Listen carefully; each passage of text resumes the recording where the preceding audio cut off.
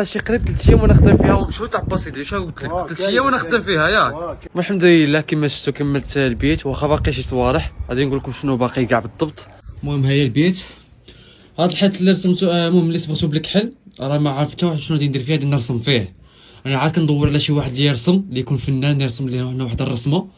وهاد الحيط هذا اللي هنا درتو بالبارصه غادي نعمرو بواحد اللوغوات وكذا حتى من بعد تعرفوا.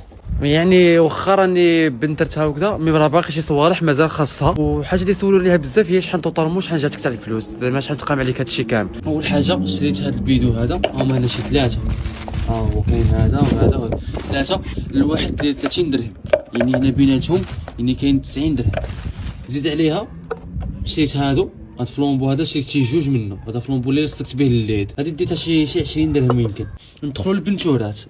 البنتورات الكحله ديت 2 قوطيات، كاين هذا وكاين الاخر هاك فين راه ديت 2 يعني تقاموا عليا 60 درهم.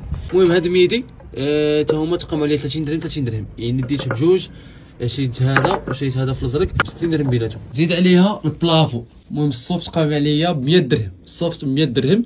الليد اللي هذا اللي كاين تحته، هاد الليد اللي كاين تحته راه تقام عليا 120 درهم 120 درهم. بها بتي لو كوموند فيها 15 الميط 15 الميط ولا 16 الميط ما عقلتش. المهم بقات اخر حاجه هي اللامبه اللي كتشعل الضوء.